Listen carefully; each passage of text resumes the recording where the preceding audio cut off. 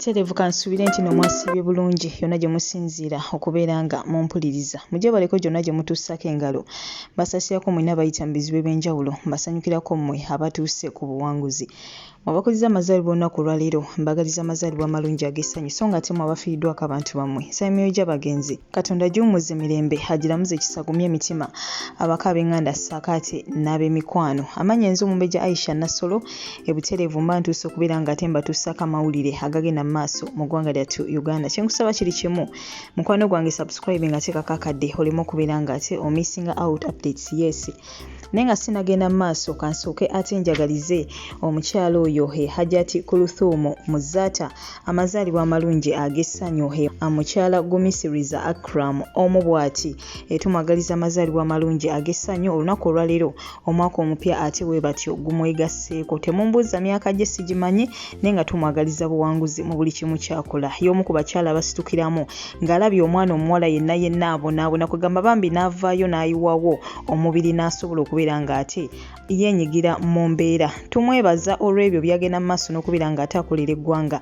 Weebale nnyo weebalire ddala mukyala gwe era tusaba Katonda bambi akwongere omukisa mu buli kimu ky'otuusaako engalo. So ng'ate ebyo tubitadde ku bbali waliwo ate bambi mwana muwala ategerekeseeko nga Nakayanga Brenda ono bw'atyo bambi yafiira ate mu ggwanga erya Saudi Arabia gye buvuddeko nga 14 omwezi ogwokusatu gwe mwezi oguwedde omwaka guno eno gwennyini. Tusaba omwoyo gwe Katonda gumuze emirembe agulamuze ekisagumye emitima abaka b'enganda ssaakaate n'ab'emikwano. Yeeyo pasipooti ye bw'atyo waafaanana era Butereevu gwa mumanyi tegeeza abantu be bonna.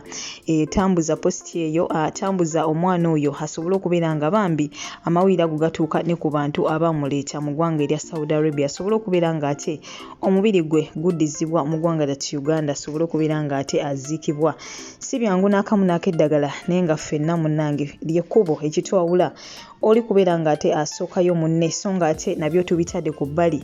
Ekinajjukirwa nti mu nnaku ze tukubye emabega Patricia ono owa City Alosi embeera tebadde nnyangu n'akamu n'akeddagala. Ebangi baatuuka n'okubeera ng'ate bamubika bambi olw'embeera eyo gy'abaddemu mu ddwaliro.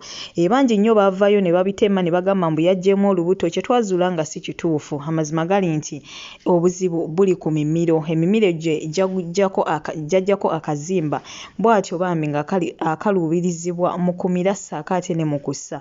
Yeeyo nno embeera ebadde emutuusizza ku ekyo wabula nga weetwogerera yafunyemu olungubaguba era bwe batyo bamusiibudde n'okuva mu ddwaliro gye yabadde n'addizibwa ewaka era avuddeyo mu katambi ne yeebaza bonna abamubeereddewo mu ssaala kwegamba mu buyambi obw'enjawulo waabeeredde mu ddwaliro. Ngenda kuba nkulekerako akatambi mu maaso kaawo ogende mu maaso n'okubeera ng'ate bambi naawe omuwuliza naye nga twongera okusaba Katonda asobole okubeera nga bambi mwana muwala ono asuuka mu mbeera eyo ate bambi gy'ayitamu so ng'ate ye Uncle Bean munnange yamaze n'azuulibwa gye buvuddeko ono yavaayo n'ayogera ebintu bingi nnyo ku Susan Makula ssaakaate ne Pastor Bujengo byenziramu oba byennyongera okujjukiza nti nze yabikuleetera wano n'embyogerako munnange saabirinaako mitwe n'amagulu wabula nga tetumanyi oba ne yavaayo n'abyogera oyo Uncle Bean oba amannya ge amatuufu nga ye Kawoya Fahad. Embutuufu tetumanyi oba ebyo byavaayo n'ayogera ddala gaali mazima oba munnange mwalimu amazima n'obulimba. Kati nno nga wayise ennaku mbale yabuzibwawo wabula nga weetwogerera munnange yazuuliddwa era ng'embeera gy'alimu si nnungi n'akamu n'akeddagala. Yali agenda mu maaso n'okubeera ng'ate atulugunyizibwa tetumanyi olw'ebyo bye yayogera era tetumanyi baani abavunaanyizibwa ku kubeera nga bamutulugunya. Abamu bavuddeyo ne bagamba nti yeewamba kye tutamanyi oba nakyo kituufu wabula nga weetwogerera akyali ku bujjanjabi bambi yasangiddwa ali mu mbeera mbi. Kye simanyi nange oba omuntu asobola okwewamba ate munnaye n'afuna n'abantu ne bamutulugunya ogwo nno guba mutima era waba alina ky'abaabala. Kiba kinene kye sisuubira nti omuntu yenna mu butuufu alina omutima ekyo asobola okikola. So bannange bye ate bigenda mu maaso eruuyi eyo so ng'ate nabyo tubitadde ku bbali. Faridah Nakazibwe avuddeyo ate wali ku peegi ye n'akola positi n'awandiika nti maama w'abagawuzi abalenzi munnange temuzunga. Ekyo nno bannange kitawudde ba social media in-laws era buli omu n'avaayo n'atandika okubeera ng'ate ayogera bino nabiri. Jjukira bo beezira kubeera nga olinako okoonyeko ng'ate waliwo embeera egenda mu maaso. Butereevu buli ky'oyogera baba bakivuunula bwe batyo. kati no bangi nnyo bavuddeyo mu comment ne bagamba ekitegeeza Seth Kigundu omugobye oyagala Briella yeka kwagamba bambi bingi nnyo ebigenze mu maaso n'okubeera nga ate byogerebwa kye tutamanyi oba naye mu kuwandiika post eyo kyabadde ategeeza oba mukazi wattu abadde yeewandiikidde bibye nga tamanyi na biki bigenda kuvaamu. Yes, amawulire ga Halima nago gakyagendera ddala mu maaso n'okubeera nga ate munnange gatambuzibwa wano ne wali. Jjukira ono twategeddeko nti ate munnange ali mu kkomera we twogerera essaawa eno. Bangi bavuddeyo ne banenya Calvin Kayanja olw'ebyo bagamba nti yaviirako okubeera ng'omwana ono yasibiddwa nti ssenga yaddizibwa dda mu ggwanga lyattu Uganda. Kati n'owuma Lukakando n'owazuula amazima avuddeyo n'abaako byagenze maaso n'okubeera nga ate ayogera. Ngenda kusaba omutegera amatu gyamu ebikugasa ebitakugasa mukwano gwange bireke wabbali. Ngenda kuba nkulekerako akatambi essaawa eno yennyini ogere mu maaso n'okubeera nga ate okekkaanya. Wabula nga twongere okubeera nga Halima tumuteeka mu ssaala. Wabula era nze nnyongera okujjukiza mukwano gwange nti Halima akiikirira baana bawala bangi nnyo abali mawanga ag'enjawulo naye nga munnange ekyenjawulo nti ye Halima yafuna omukisa ne tumumanya bangi nnyo bali oba bonaabona baasibibwa mu makomera kwegamba abamu battibwa naye tetwasobola kubeera nga ate tubategeera.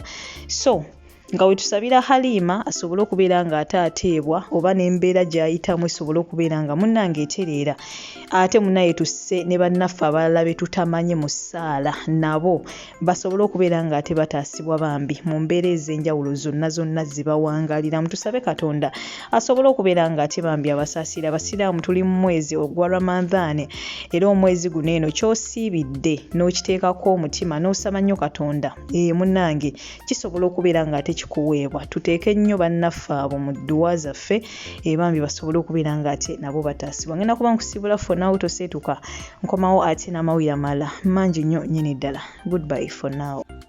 Hi everyone, I'm Namakosa Patricia. I want to thank you for your prayers and support that you've showed me. I'm feeling much better now.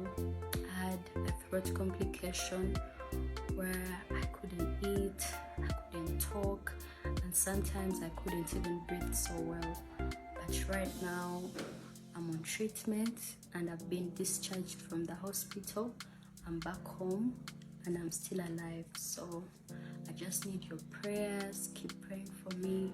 Don't get so worried.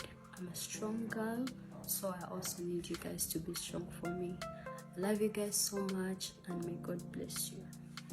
Ne batandika batega Halima n'abali ku embassy be bakozesa ne batandika batega Halima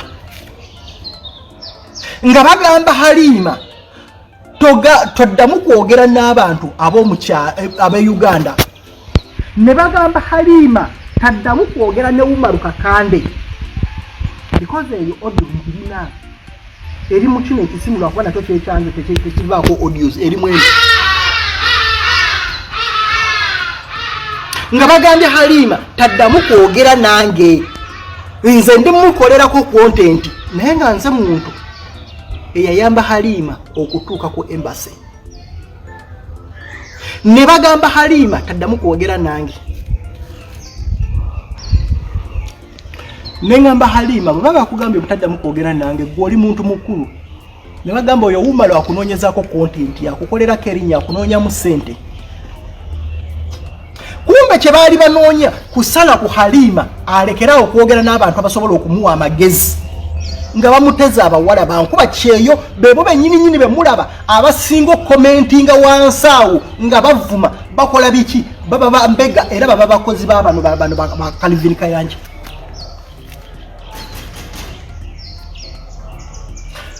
Halima waitawo ebbanga ttono nnyo Halima ne bwe musindikira message azibulukitinga naye nga taziddamu nga azibulukitinga nga taziddamu n'ensooka ndowooza oba Halima yafuna obuzibu oba si yayina essimu nembuuza sister we naye ali eyo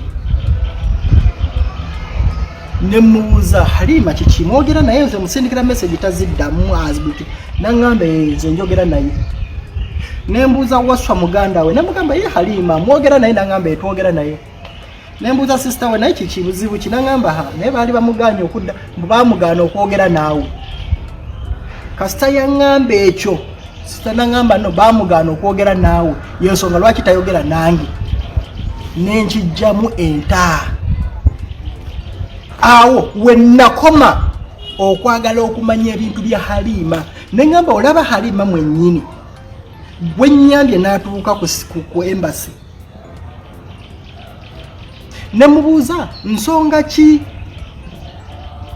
eganyisiza Halima okuddamu okwogera nange nangamba anti luli wali ku show n'ogamba alekera okozesa TikTok mbwa yeesonyiwe TikTok naye nze nali mmanyi abantu bano bye bapanga nali nkimanyi kasita baayogera ebyo nensooka Halima nga taddamu message zange ng'azibluetoothira kakati gwe bw'obeera gwandaba oba okyanoonya ki ku muntu Calvin Kayanja yabadde ku show n'agamba waba Halima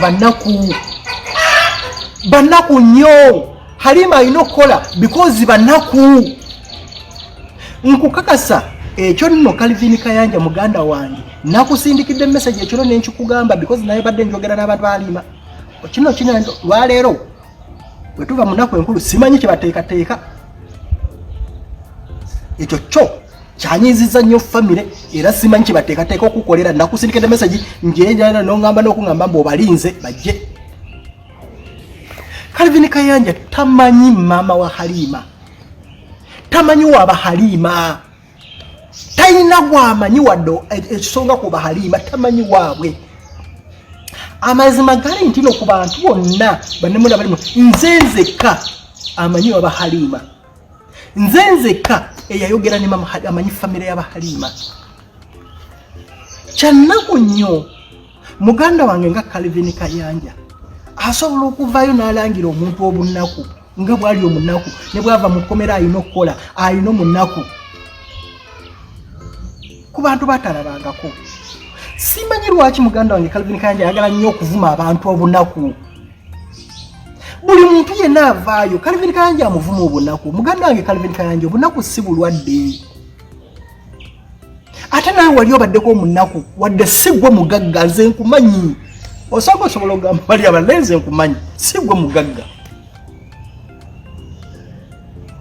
lekerawo okuvuma abantu abakufuula kyoli abanaku wano ku maselavu nalaba ng'omuvumo obunaku simanyi Athakayima ovuma abanaku bano bani ono omwana ye Fibi banaku abo banaku famire yabwe ennaku bono kino ekiwala simanyi kyekyani ekyakoma wano ng'okigamba simanyi ogenda